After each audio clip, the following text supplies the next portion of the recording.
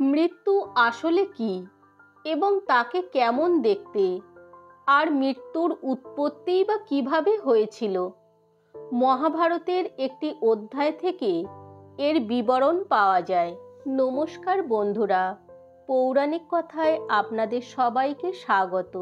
তাহলে আসুন আমরা শুনে নিই। মহাভারতের যুদ্ধের ত্রয়োদশ দিনে মাত্র 16 বছর বয়সে অভিমন্যু মৃত্যুবরণ করেন। মহাবীর অভিমন্যুর মৃত্যুর পর সমস্ত পাণ্ডব যোদ্ধা রথ ছেড়ে ধনুক নামিয়ে রাজা যুধিষ্ঠিরের চারিদিকে বসে মনে মনে অভিমন্যুকে স্মরণ করে তার যুদ্ধের কথা ভাবছিল। অভিমন্যুর মৃত্যুর পর অর্জুন অথবা সুভদ্রার কাছে কি করে মুখ দেখাবো? শ্রীকৃষ্ণ ও অর্জুনকে এই দুঃখদায়ক সংবাদ কি করে জানাবো? অর্জুনের বলবান পুত্রকে আমরা রক্ষা করতে পারলাম না। বল এবং পুরুষার্থে তার সমকক্ষ দ্বিতীয় কেউ নেই। সেই অর্জুন কুমারকে মৃত দেখে আমার বিজয় লাভে আর কোনো আনন্দ নেই। তার বিহনে পৃথিবীর রাজত্ব, অমরত্ব অথবা দেবলোকের অধিকারেও আমার আর প্রয়োজন নেই। কুন্তিনন্দন যুধিষ্ঠির যখন অনুশোচনা করছিলেন, সেই সময় মহাত্মা বেদব্যাস সেখানে এলেন। যুধিষ্ঠির তাকে যথাযোগ্য সমাদর ও স্বাগত জানালেন। তিনি যখন আসন গ্রহণ করলেন, তখন অভিমন্যু শোকে সন্তপ্ত হয়ে যুধিষ্ঠির তাকে বললেন, মুনিবর, সুভদ্রানন্দন অভিমন্যু যখন যুদ্ধ করছিল, তখন বহু অধর্মী মহারথী তাকে ঘিরে ধরে বধ করেছে। আমি বুর্জতে ঢোকার জন্য তাকে পথ করে দিতে বলেছিলাম, সে তাই করেছিল। অভিমন্যু ভেতরে প্রবেশ করল। আমরা তার পেছন পেছন ঢুকতে গেলে জয়দ্রথ আমাদের বাধা দেয়। যোদ্ধাদের নিজের সমকক্ষ বীরদের সঙ্গে যুদ্ধ করা উচিত, কিন্তু শত্রুরা তার সঙ্গে অত্যন্ত অনুচিত ব্যবহার করেছে। সেই জন্য আমার হৃদয় অত্যন্ত সন্তপ্ত হচ্ছে। বারবার তারই চিন্তা হচ্ছে, একটুও শান্তি পাচ্ছি না। ব্যাসদেব বললেন, যুধিষ্ঠির, তুমি অতিশয় বুদ্ধিমান এবং শাস্ত্রবিদ। তোমার মতো ব্যক্তির সংকটে পড়ে মোহগ্রস্ত হওয়া উচিত নয়।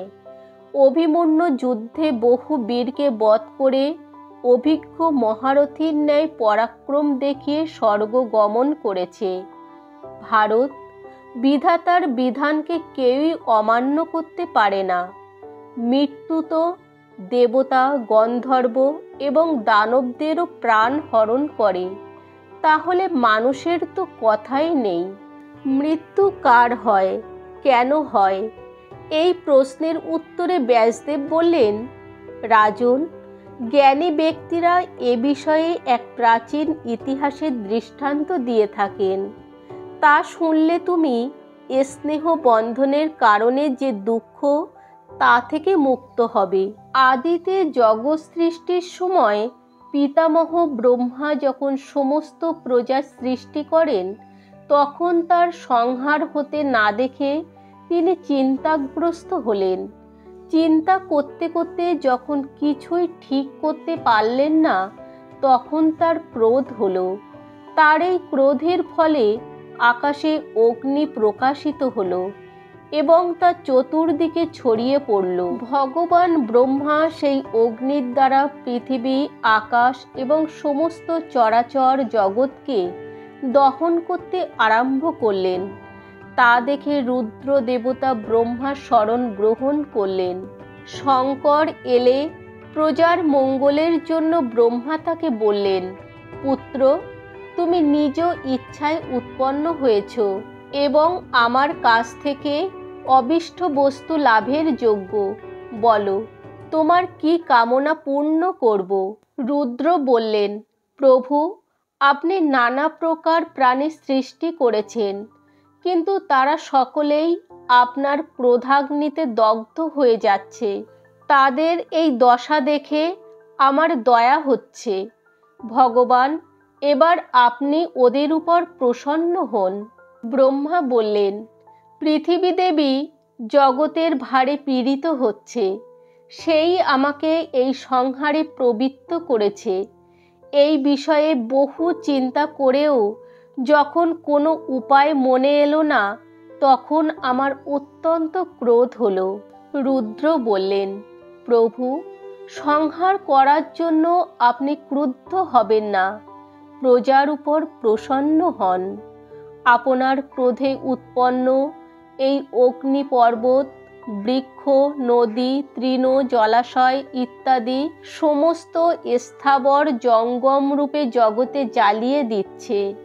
এখন আপনার ক্রোধ যাতে শান্ত হয়, আমাকে সেই বর প্রদান করুন। প্রজার হিতের জন্য এমন কোনো উপায় ভাবুন যাতে এই প্রাণীদের জীবন রক্ষা হয়। নারদ বললেন, শঙ্করের কথা শুনে ব্রহ্মা প্রজা কল্যাণের জন্য সেই অগ্নিকে পুনরায় নিজের মধ্যে লীন করে নিলেন। তাকে লীন করার সময় তার সব ইন্দ্রের হতে এক নারী প্রকাশিত হলো। তার রং ছিল কালো, লাল এবং হলুদ। তার জিহ্বা, মুখ এবং চক্ষু লাল ছিল। ব্রহ্মা তাকে মৃত্যু বলে ডাকলেন এবং বললেন, আমি লোক সংহারের জন্য ক্রুদ্ধ হয়েছিলাম, তাতেই তোমার উৎপত্তি হয়েছে। সুতরাং তুমি আমার আদেশে এই সমস্ত চরাচর জগৎকে নাশ করো, তোমার এতে কল্যাণ হবে। ব্যাসদেব রাজা যুধিষ্ঠিরকে বললেন, মহারথী অভিমন্যু যুদ্ধে অস্ত্রশস্ত্র নিয়ে শত্রু সংহারকালে মৃত্যুলাভ করেছে। সে চন্দ্রের নির্মল পুত্র, আবার চন্দ্রেই লীন হয়েছে। সুতরাং তুমি ধৈর্য ধারণ করো এবং প্রমাদ পরিত্যাগ করে শীঘ্রই ভ্রাতাসহ যুদ্ধের জন্য প্রস্তুত হও।